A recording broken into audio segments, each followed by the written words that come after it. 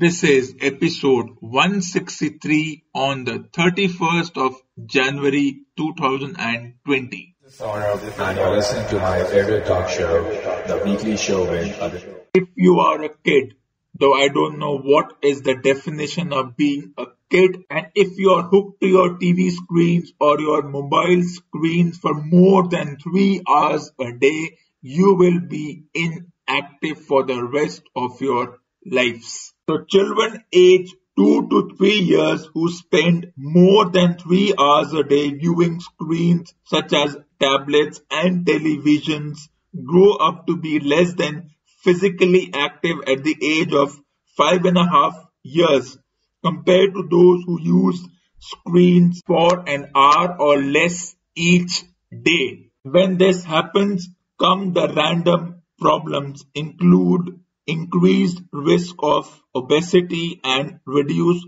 cognitive development. But isn't this study rather paradoxical, especially in a country like India where you see advertisements from educational apps where they're encouraging children to learn using these very tablets? And once again, in a very random manner, the onus falls on the parenting styles and the educational system of a particular country. If the education system of a particular country is encouraging students to use all these applications as low as the age of 2 and 3 years old, because they have this defense that children, the 21st century children, need to use these tablets so that they can get the required knowledge, then how can one say that it increases obesity and reduces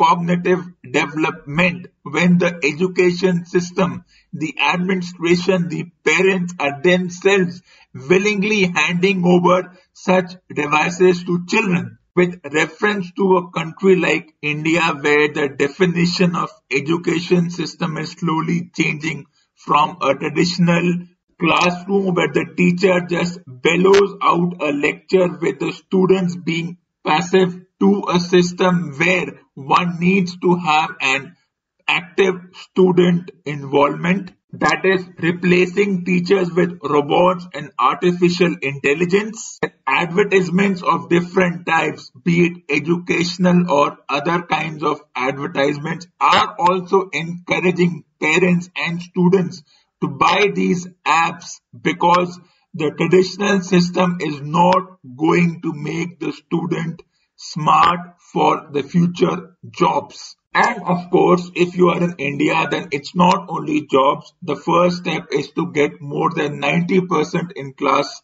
10 and class 12. After that, the pressure increases year by year and students are forced to go to tuition centers because the system of learning is not enough and you need extra more than what the school teaches. And the definition of what is obesity, what is being active, changes with respect to the environment we are brought up in. If a parent willingly hands over a tablet to a 2 or 3 year old, then what is expected of the 2 or 3 year old? They do not anyways have the cognitive development and the understanding as to not to watch the screen. Alternatives are also unacceptable, especially in the Indian education system that includes making kids stay away from books and knowledge till the age of 5.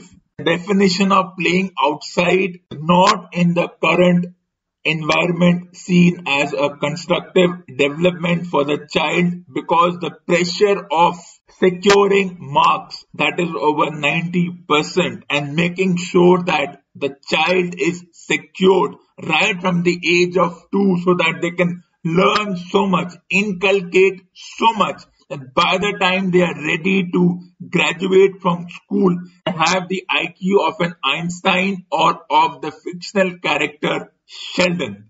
Is the education system faulty and random? Yes. The Indian education system, despite the efforts to advance it and make it more modern as per the requirements of the contemporary times, it's still rigid in terms of the definition of enrollment ratio, pass, marks. No matter how much we change, how much we inculcate the modernizing of the education system, a few things do not change. So it's no surprise if a 2-year or a 3-year-old is subjected to watching educational videos, training them for colleges and college exams 10 years before the actual event. The definition of whether more screen time hampers cognitive development is subjective. Forget getting admission into a college,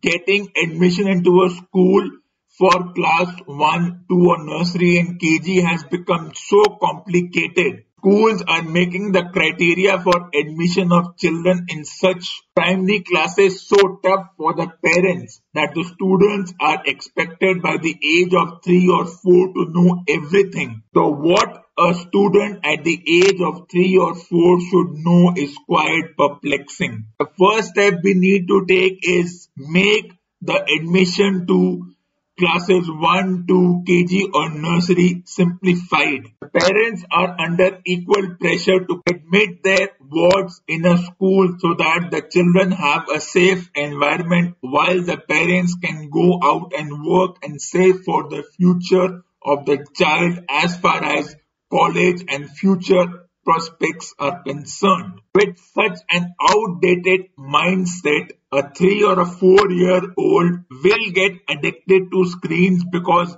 that is the only way they can learn. And then the debate will emerge. Should we as parents or as the education system control how much a student can watch?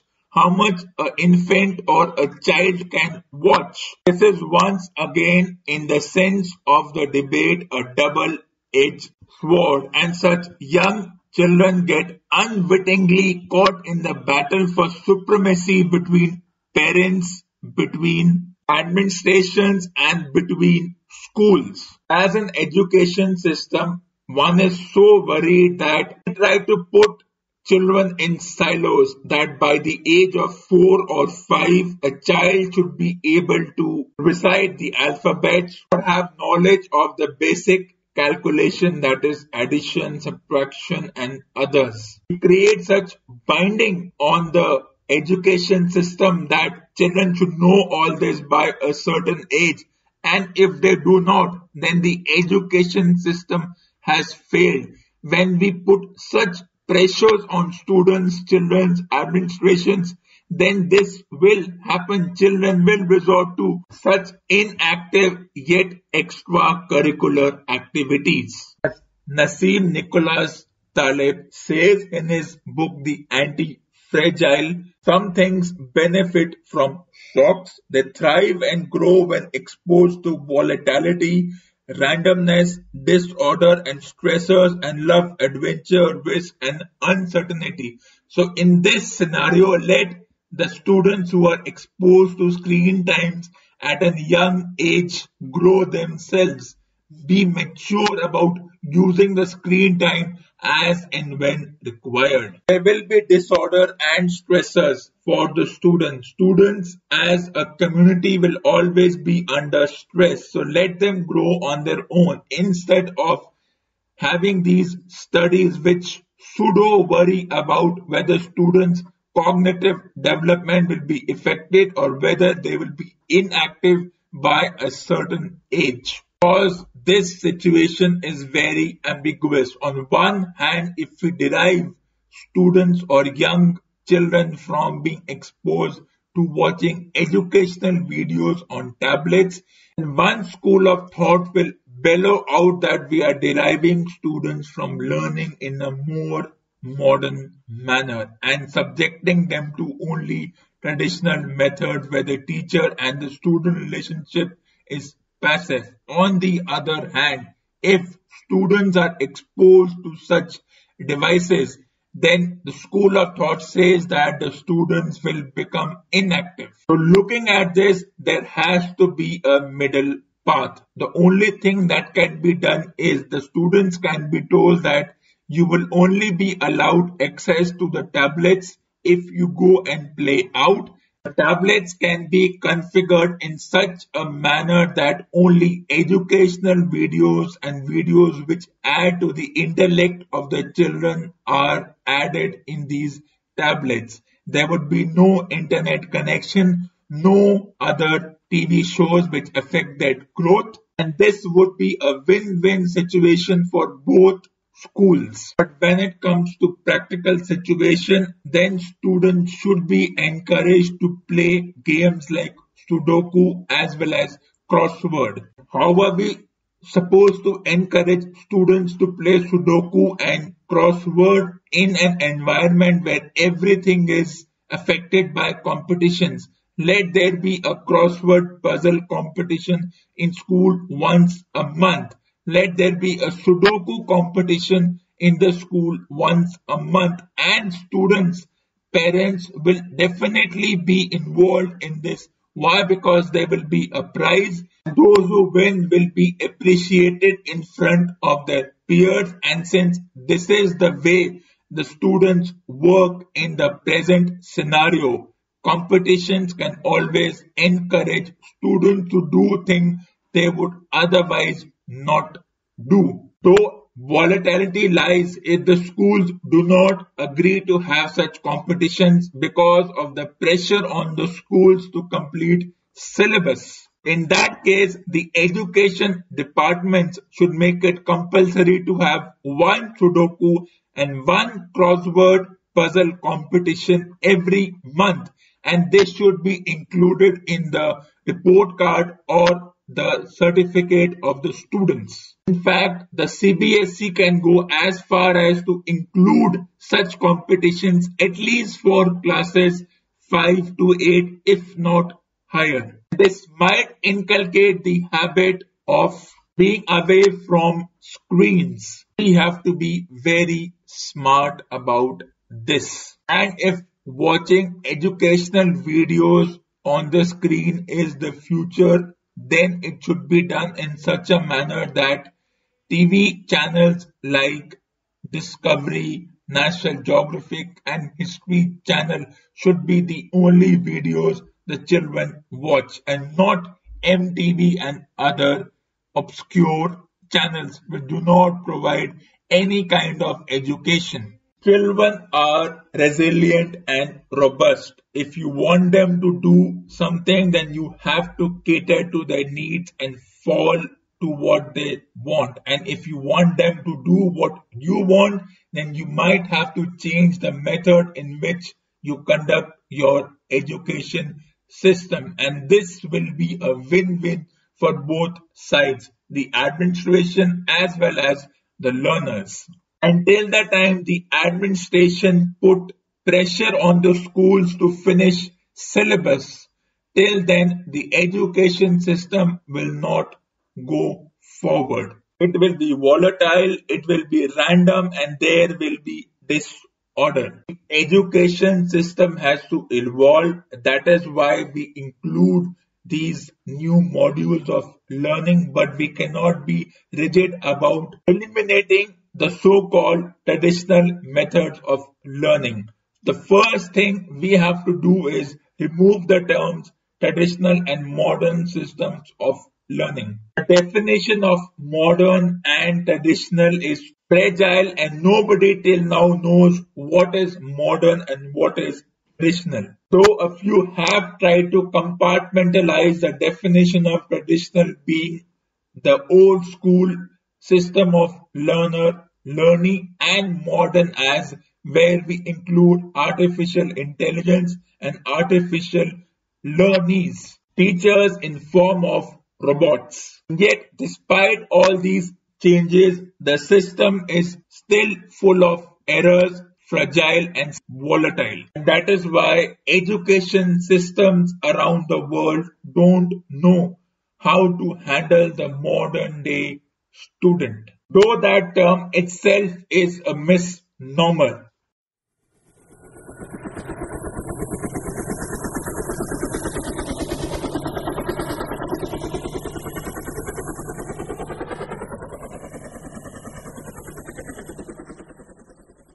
The screen is a big illusionary world. There is no fact and no fiction when it comes to the screen. The world of applications and how easily human beings are able to spread misinformation without feeling any sense of guilt or shame. In a world penetrated by phones, and when we call this phone as a smartphone, this prefix itself talks about the illusionary world we are in. And over the last couple of years, I have failed to understand why do we have this prefix smart attached to this device, which according to Reuters is seen as the main device for online news and inculcating all kinds of misinformation and disinformation being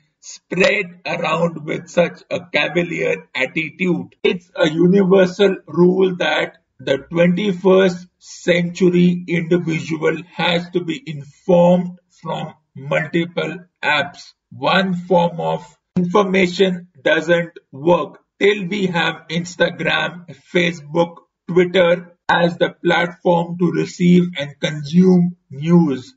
Individuals are not satisfied until we use these applications and platforms to bully or be the envy of others while talking about our major achievements. Human beings are not satisfied. There isn't a day that does not go when an individual, whoever they are in the society, whatever position they hold, be it as a public official or a private individual, till they argue with someone on Twitter, till they put their ideas or views on Twitter, no matter how questionable those views are, no matter how unprepared and unresearched those views are, we do not enjoy our day. Then these platforms exploit the human need to get more and more information or be more and more publicized,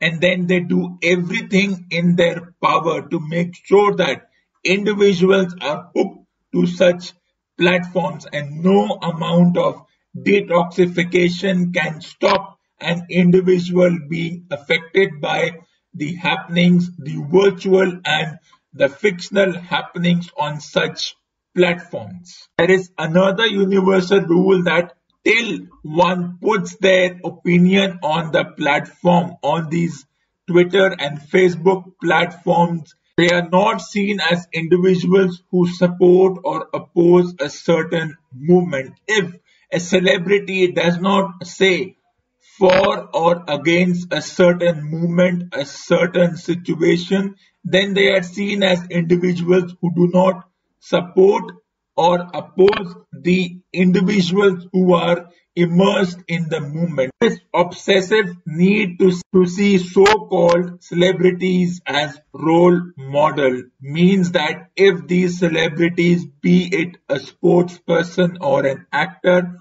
or someone in the public life, one has come to accept that the actions of these celebrities affect young minds. So if these celebrities engage in abusive behavior on the screen, then the presumption is that the children will follow suit. So the celebrities are not supposed to behave like this, and we are gullible enough to say that there has to be a certain code of conduct. Presuming celebrities as role models, though the definition of who or what a celebrity is quite subjective. Why should they be seen as role models?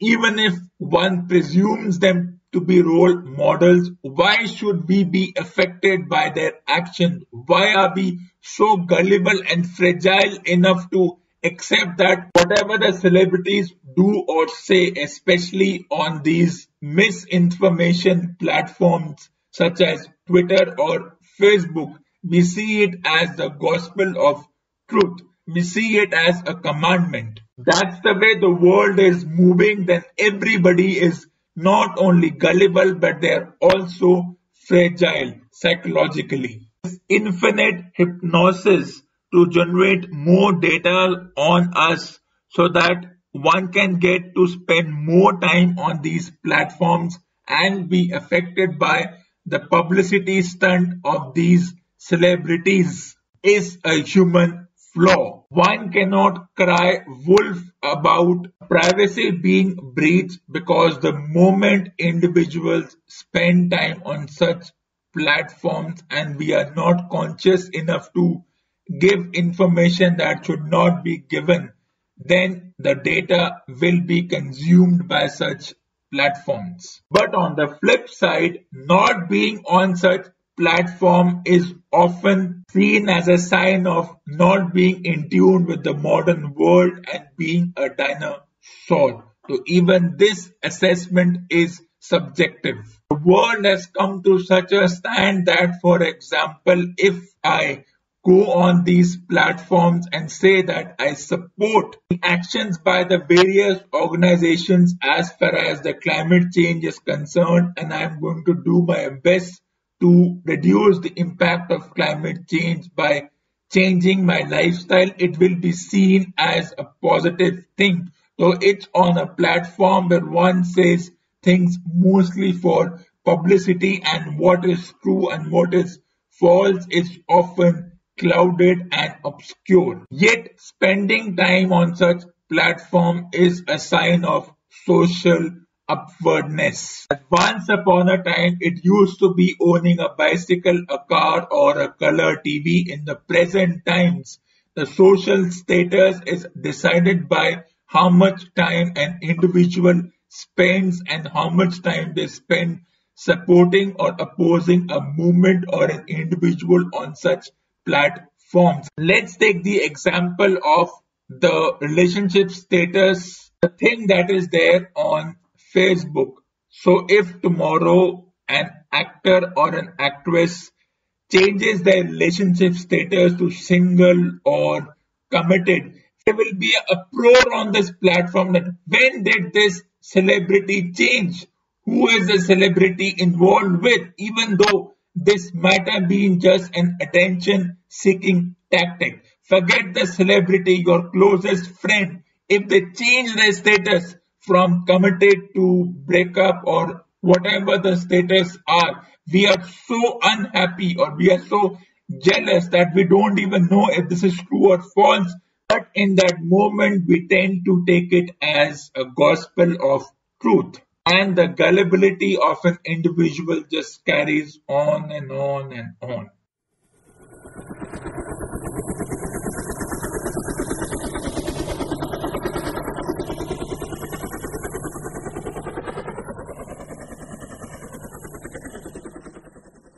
Bowlouts, super overs, and penalty shootouts. Is there a match I have not seen involving these moments? If the India-Netherlands hockey match was something of a precursor of what happens after a match is tied and how the team under pressure can come and take the match by securing the shootout round. In simple terms, the tie breaker. In hockey and football, the term is penalty shootouts or penalty stroke. In cricket, the term tiebreaker or the concept of tiebreaker only came about 13 years ago during the 2007 inaugural World Cup. Only Rohit Sharma is the surviving member from that 2007 World Cup winning team who would have any memory of that match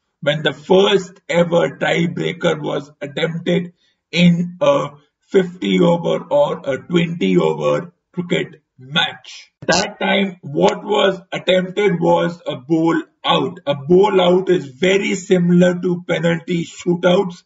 Just like in penalty shootouts, the hockey player has to attempt to score a goal with no defense in his side. Similarly, in a bowl out or in the previous tiebreaker called the bowl out, 5 team members from either teams have to attempt to bowl at the stumps and make sure that when they bowl, the ball hits the stumps. And in that match, the Indian team was successful while the Pakistan team failed to have any successful shot at the stumps.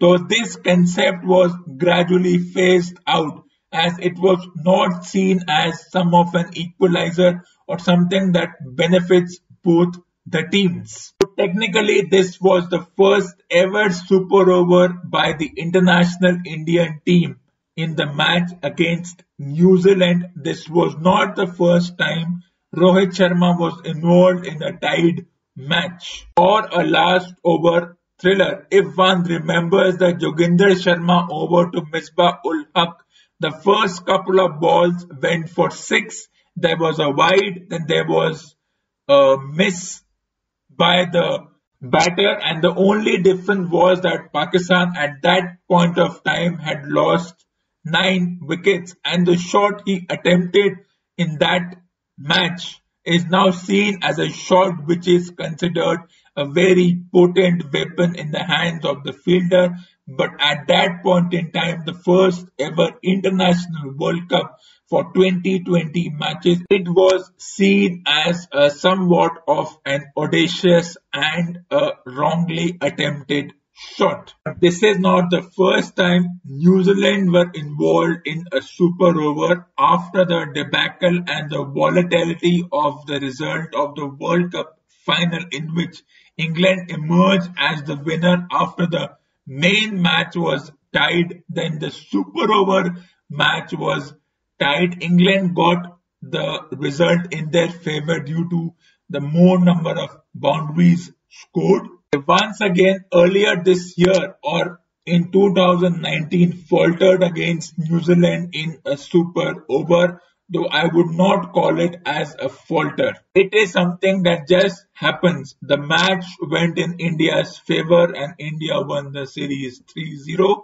The match could have gone in any direction. So for me, New Zealand doesn't need to be panicking about that situation if the match goes into a super over. Just like in hockey and football, where there should be less and less of shootouts, the match should be finished in the regular time, but such is the presence of the teams on the field. The teams are so strong that the match is often tied. Though in hockey, not every match goes into the penalty shootout unless specifically mandated by the international body. And in the Super Pro League, the Hockey Super Pro League, all the matches, if they went into the tiebreaker, were mandated to have a tiebreaker, unlike during the league phase of a competition where the matches, if tied, the points are shared. It's slightly different in cricket since there are no points given by the teams. There are no points based tournaments. This is not a tri-series, so it's not a point-based tournament. It's a private bilateral series, so the super over was essential. Though for me, we do not need a super over for every match unless it is a knockout match. Similar to the situation of hockey, too many super over or knockouts or penalty shootouts often dilutes the fun of the match. As always, since the rules in cricket are obscured, one doesn't know if the two cricketing countries who are engaging with each other, they make the rules or do they inculcate some of the rules formed by the international body. The rules are often obscure and are often amended as per the whims and fancy of the two teams who are clashing against each other. In cricket, it's a slightly different story. And there has been this debate about the smaller grounds in New Zealand and how it is easy to score boundaries, often making it a nightmare for the bowlers. Whose fault should it be? There has to be a reason why does New Zealand have small grounds. It could be due to the lack of space in the country, and then rugby is the more preferred sport over cricket, so they have more rugby and hockey grounds. Or it could be a loophole in the rules of the International Cricket Body where they have not mandated a rule where every ground in the world will have the same dimensions. One can take the example of the Indian grounds. The Indian ground in Delhi, the Delhi cricket ground as an international ground is not even up to the standards of any international playing field. It doesn't look like an international playing ground. It looks like a ground which is in your backyard. And there is the example of the Melbourne cricket ground. The boundaries are big, but then the boundary ropes are so brought in, which I am often perplexed about. There is a huge gap between the boundary ropes and the advertising hoardings. The logic being that the players, when they slide, should not crash into the advertising holdings and they have more space so that they cannot be injured. And then there is the point of putting in the speakers and other accessories between the grass and the boundary ropes and the advertising hoardings. In some countries, there is a huge gap. In other countries, the gap is less. Since the International Cricket Body does not have any mandated rule, any uniformity for such measures, every country acts on their whims and fancies as per as the requirement of the ground. Compared to hockey and football, where the grounds all over the world are of similar dimensions, be it for the men's sport or the women's sport, there is no discrimination. And unless this happens in cricket, for the women's sport, the boundaries are so in that one doesn't know where the wicket keeper is and where the boundary is. There is almost a 1 kilometer gap between the boundary rope and the hooding, and this has often perplexed me, and I do not agree with such a dimensional rule. That's the way the cookie crumbles in the sport, and this is all nothing but a loophole which the countries often take advantage of.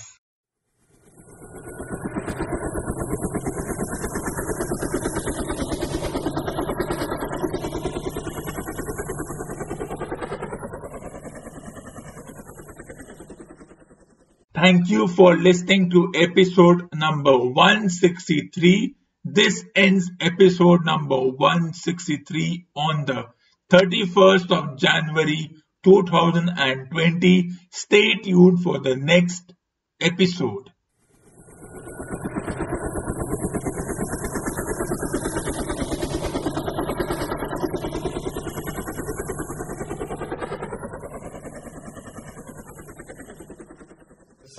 And you're listening to my favorite talk show, The Weekly Show with